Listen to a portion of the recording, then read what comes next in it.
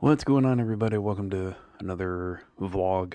I'm about to start streaming here in a bit, but I wanted to talk about something that hit me the other night, um, and it might get a little personal. I'll try not to make this too long, but um, I recently caught an anime. I posted it a few days ago. I started it. I binged it. I watched it overnight. Couldn't couldn't stop.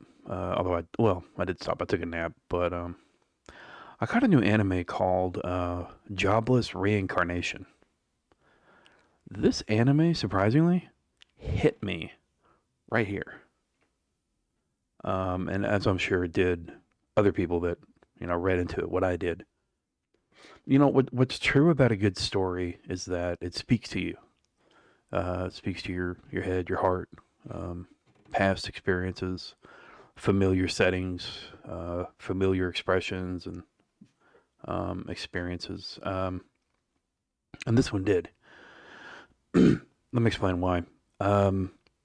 Rudy, um, his past life, as it were. By the way, this may contain spoilers, so just a heads up. But Jobless Reincarnation is about a guy that gets he dies and then he's reincarnated elsewhere as a baby, but he's still got the experiences from his 36 years from his other life. So, excuse me.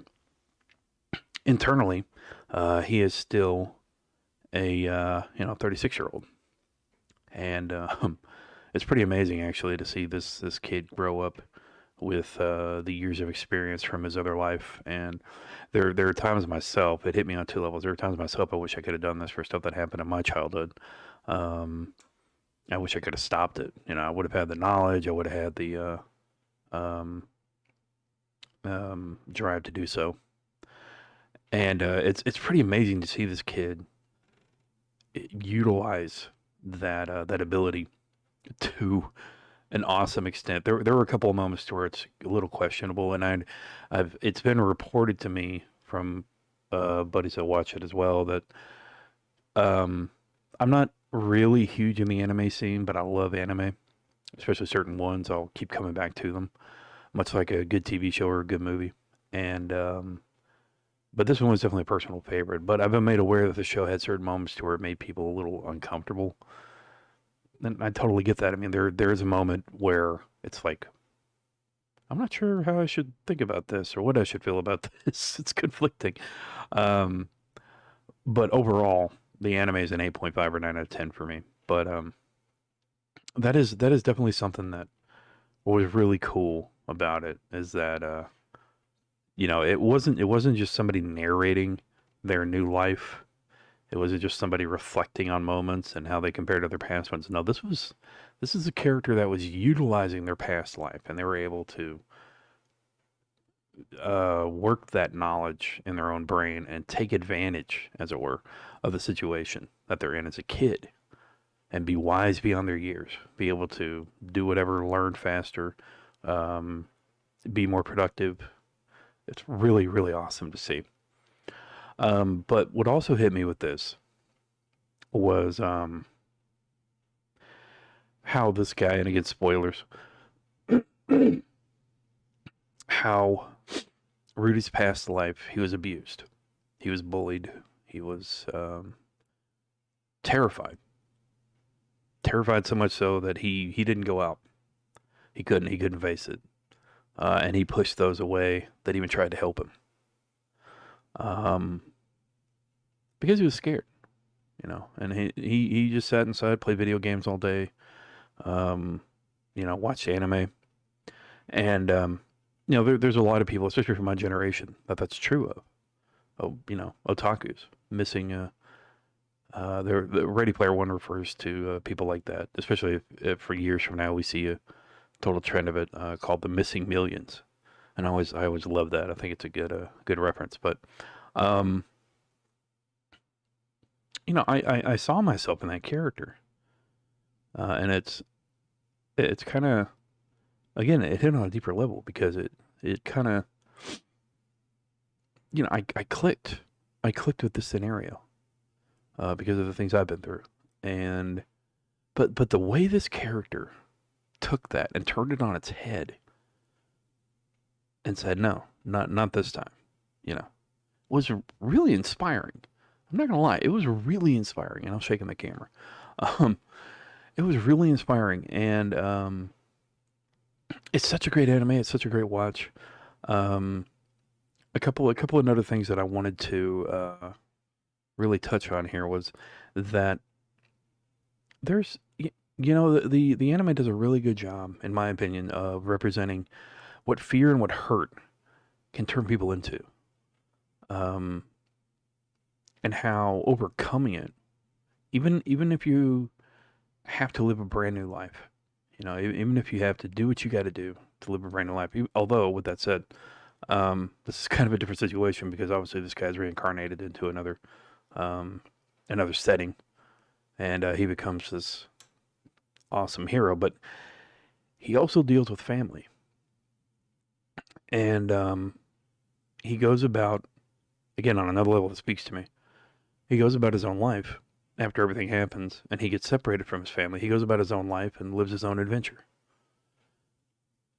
He he thinks of his family every so often, but he's got an overall goal of trying to survive and do what he needs to do, basically, to and especially to help his friends that are currently with him, with his family in the back of his mind. I've faced this,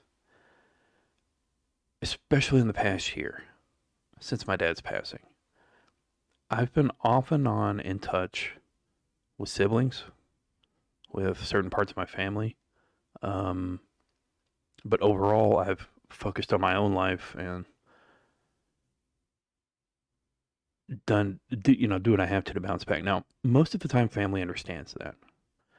But one thing I've felt guilty of, and this is represented in the story as well, because when he meets his father, he's confronted with it. um, I I've been very selfish on that front.